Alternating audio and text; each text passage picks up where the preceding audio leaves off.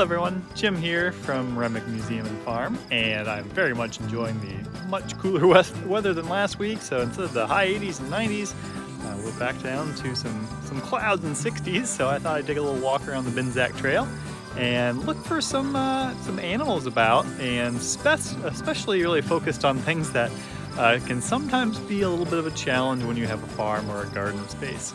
And so we're gonna look at some of those, I guess, kind of friends or foes of the farming world. But we're gonna appreciate them for their what they bring to us, and how we can share our spaces without worrying about them and thinking about them too much as pests. Because we have created an ecosystem here on the farm.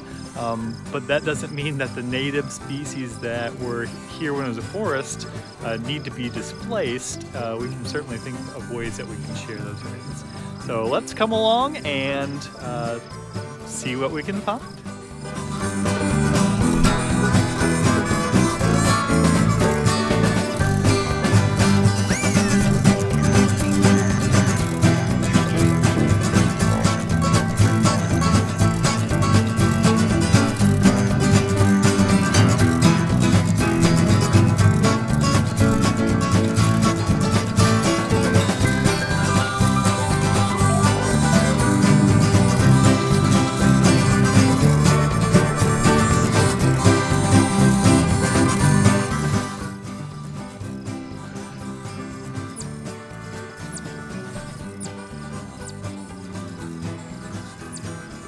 Well, I can certainly hear it, but have you found our first animal yet? Perhaps if I move a little closer, maybe you can see it moving around there. What is that little animal in the rocks?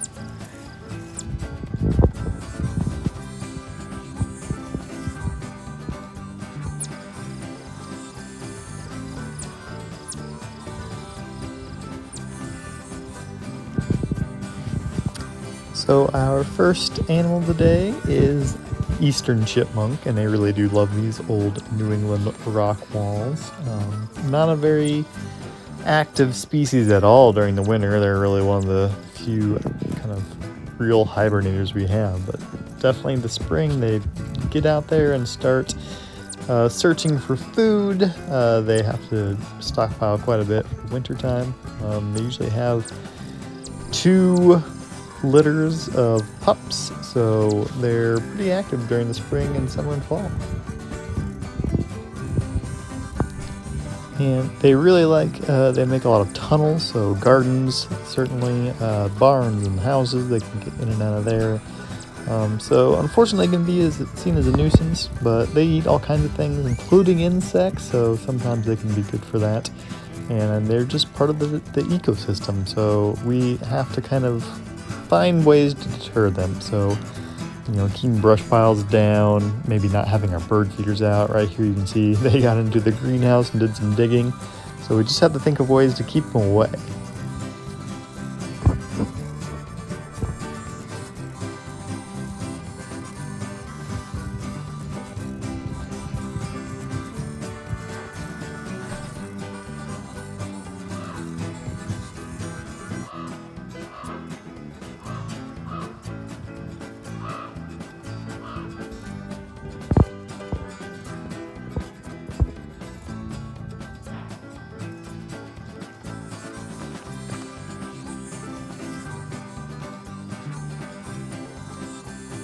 And another pretty common sight are some of our corvids, which also include blue jays and things, but then crows and ravens, which can definitely snatch up some chicken eggs if you're not careful. So having prevention for them is key. And I believe I'm coming across some crows here based off of their tails, although their calls are a little hard to tell for me right now.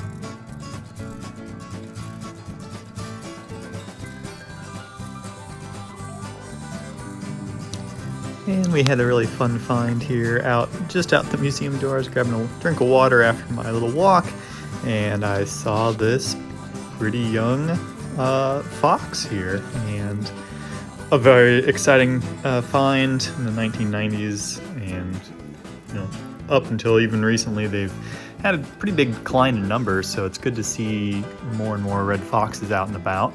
And this one looks pretty healthy, which is a good sign as well. Definitely scratching a lot though, so you might have some fleas or something, but otherwise looks pretty healthy. Certainly they can be a problem if you've got chickens or rabbits or cats and things, but definitely more helpful than harmful. They are great predators for smaller mammals, voles and mice, and even going to scare off groundhogs and things like that. They do eat lots of different things. They're not just eating, they're not just carnivores. They'll eat all kinds of fruits and things like that. But if you're protecting your chickens, protecting your other animals, they aren't really going to bother you too much.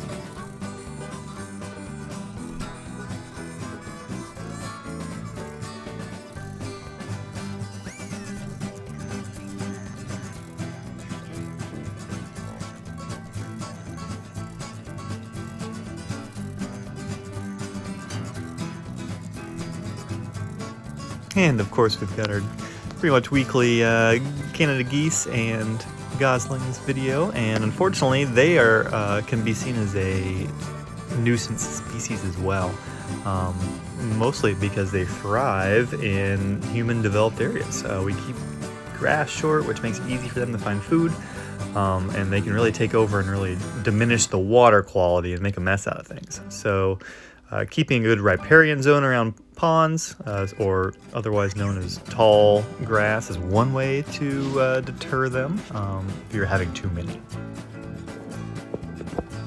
And another animal that's done really well around humans is the groundhog. They pretty well flourish where humans are. We have eliminated their predators, which are only big animals, right? Coyotes and wolves and foxes and things. So they're able to kind of take over if allowed. They certainly have giant tunnel type nests under the ground, which can destabilize buildings even, and have hazards around the farm. So if you've got too many of them, they can be a problem. But they do aerate the soil. They are a native species, so they are something that we're going to have in the area. And really having our bigger predators is the natural way to control them.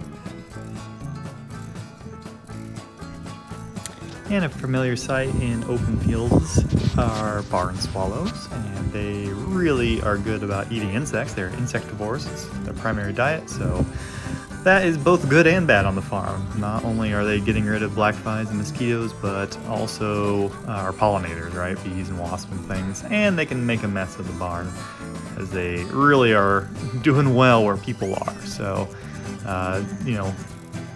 hard to avoid, but certainly ways of naturally deterring them as well. And lastly, I slowed this one down so we can see it for a little longer. We have a vole out by the garden, which can really do some damage out there. And really, this is a thing that's best controlled by, again, big predators. So hawks and owls and foxes and things like that. So keeping those numbers up is helpful for us in this case. All right, that's our video for the week. Hopefully you enjoyed taking a tour of some of the other places on the farm today and searching for some of those animals that tend to come and visit us and sometimes aren't maybe as wanted as some of the other things that we see, but are still part of our farm ecosystem. And again, if you're following along on YouTube, make sure you like and subscribe so you can keep following along with the newest videos that we're coming out with each week here. And if you're on Facebook, make sure you give us a like, and that way you can keep up to date with everything that's happening here at Remick Museum and Farm. And hopefully we'll be able to see everyone again real soon right here. But until then, stay well, and I will see you again next week. Bye!